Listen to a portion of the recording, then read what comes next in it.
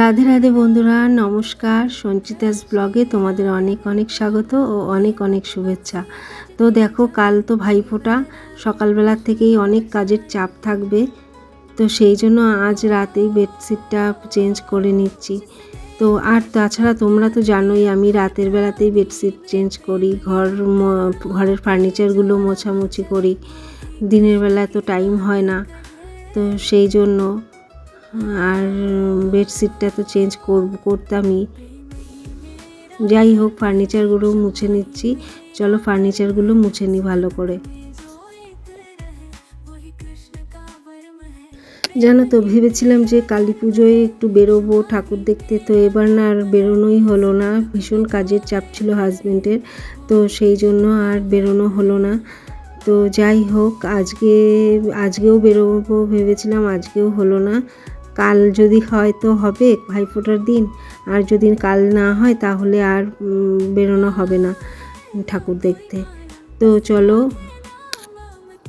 না হয়েছে অসুবিধা নেই কোনো। দুর্গাপুজোয় তো বেরিয়েছি, কালী পুজো না হয় একবার নাই বেরোলাম, তাতে কী বা হয়েছে।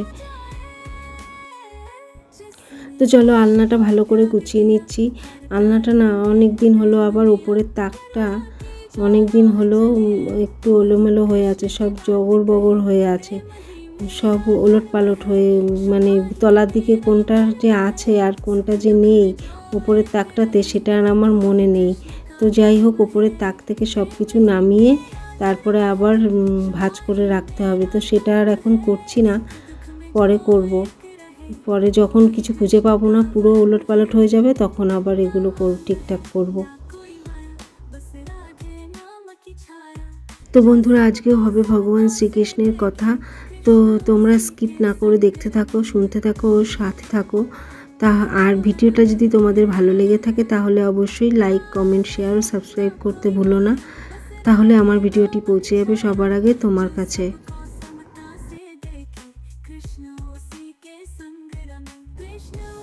আজকে না মুছতে গিয়ে দেখছি যে একটু একটু একটু ধুলো পড়েছে। ফার্নিচারগুলো সেরকম ধুলো পড়েনি, তবুও ভালো করে গুছিয়ে গেছি, পরিষ্কার পরিচ্ছন্ন করে রাখছি। রাত্রের বেলাতেই তো আমি ফার্নিচারগুলো মুছি। তো আলনা দেখো এরকমভাবে এত সুন্দরভাবে গুছিয়েছি, কিন্তু কাল সকালবেলা হবে, তারপরে সব ওলট পালট হয়ে যাবে, আবার আমাকে আলনা গোছাতে হবে। যখন আলনা অনেক ওলট পালট হয়ে যায় তখন মনে হয় টেনে সব নামিয়ে ফেলি, কিন্তু তাহলে তো আমাকেই আবার ভালো করে গোছাতে হবে। তো সেই জন্য আবার সংযত হয়ে মাথা ঠান্ডা করে মনটাকে শান্ত করে নিয়ে তারপরে আবার আলনাটা গুছিয়ে নিই। তো বন্ধুরা চলো কথা না বাড়িয়ে ভগবান শ্রীকৃষ্ণের কথায় আসি। তো ভগবান শ্রীকৃষ্ণ বলেছেন, ভাগ্যের চাকা কখন কোথায় ঘুরবে কেউ জানে না। যে রাতে রামচন্দ্রের রাজ্য পাওয়ার কথা ছিল, তার পরদিন সকালেই তাকে বনবাসে যেতে হয়েছিল।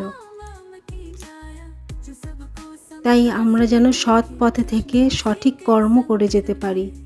বলা যায় না, আমাদের ভাগ্যের চাকাও কখনো না কখনো ঘুরে যেতে পারে।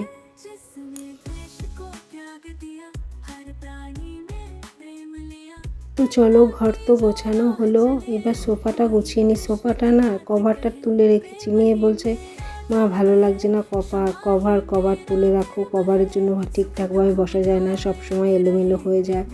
যাই হোক, এই সব কারণেই কভারটা তুলে রেখেছি। তো সে আর কদিন 2-4 দিন রাখবো এরকম, তারপরে আবার যেমন তেমন ভাবেই সাজিয়ে দেবো। তো চলো, ঘর তো সব গোছানো হয়ে গেছে, এবার ঘরগুলো ঝাড় দিলেই হয়ে যাবে। তো ঘরগুলো ঝাড় দিয়ে নিই। তো বন্ধুরা, আজকের ভিডিও এ পর্যন্তই। আবার চলে আসবো কাল নতুন কোনো ভিডিও নিয়ে। তো আজকের জন্য টাটা।